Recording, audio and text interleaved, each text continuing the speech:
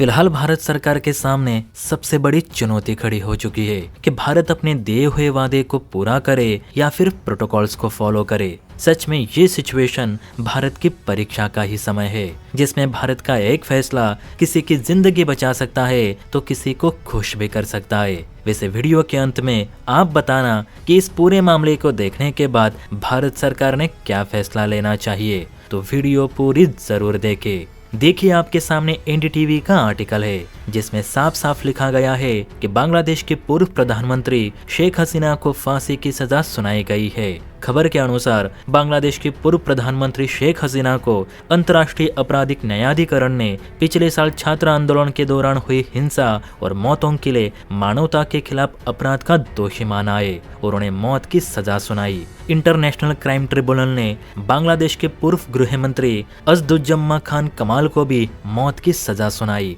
साथ ही एक पूर्व पुलिस महानिरीक्षक को 5 साल की जेल की सजा सुनाई। लगभग 400 पन्नों का दस्तावेज तैयार करके आईसीटी ने यह फैसला सुनाया है। आईसीटी के इस फैसले के बाद न केवल शेख हसीना बल्कि उनकी पार्टी यानी बांग्लादेश अवामी लीग के राजनीतिक वजूद पर भी खतरा मंडरा रहा है। ऐसे में सवाल खड़े हो रहे हैं कि शेख हसीना और उनकी पार्टी के पास अपना राजनीतिक भविष्य बचाने के लिए अब क्या विकल्प बचे हैं और क्या इसमें भारत उनकी मदद करेगा या नहीं। बताया जा रहा है कि आईसीटी कानून की धारा 21 के तहत मौत की सजा पाने वाले दोषी को फैसले की तारीख से 30 दिन के अंदर या तो गिरफ्तार होना होगा या अदालत में आत्मसमर्पण करना होगा। तभी बांग्लादेश सुप्रीम कोर्ट के अपीलेट डिवीजन में इंटरनेशनल क्राइम ट्रिब्यूनल के फैसले के खिलाफ नई अपील दायर की जा सकती है।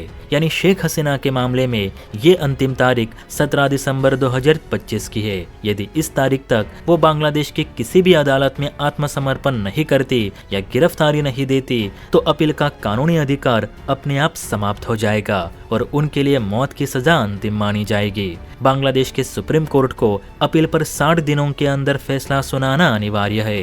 यानी हसीना के मामले में ये तारीख ज्यादा से ज्यादा 15 फरवरी 2026 तक हो सकती है। हालांकि शेख हसीना ने बांग्लादेश के इंटरनेशनल क्राइम ट्रिब्यूनल द्वारा सुनाई गई मौत की सजा को अपक्षपाती, राजनीतिक रूप से प्रेरित और अवैध करार दी है। उन्होंने कहा कि ये फैसला एक फर्जी और तथाकथित अदालत का है जिसे कोई जनादेश प्राप्त नहीं है।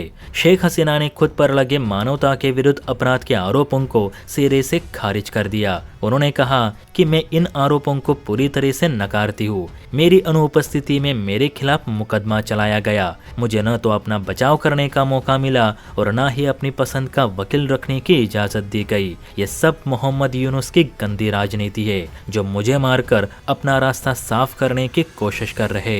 अब देखा जाए तो फिलहाल शेख हसीना भारत की शरण में है और इसकी कोई गारंटी नहीं कि एक बार हसीना बांग्लादेश चली गई तो वो जिंदा वापस आएंगी। ऊपर से यूनुस की सरकार लगातार भारत पे दबाव बना रही है कि भारत शेख हसीना को बचाने की कोशिश ना करे। वो एक भगोड़ी और देशद्रोही है जिसे शरण देकर भारत बांग्लादेश के साथ अपने रिश्ते खराब कर रहा है। हालांकि भारत अभी तक बांग्लादेश के किसी भी दबाव में नहीं आया, लेकिन अब देखते हैं कि आईसीटी के इस फैसले के बाद भारत सरकार क्या निर्णय लेती है।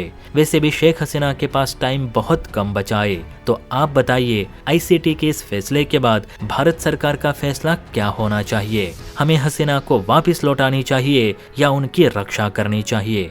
इस पर आपकी क्या राय है, नीचे कमेंट करके जरूर बताइए। और हाँ, वीडियो अच्छी लगी हो तो बेल आइकन प्रेस करके चैनल को लाइक एंड सब्सक्राइब जरूर करें।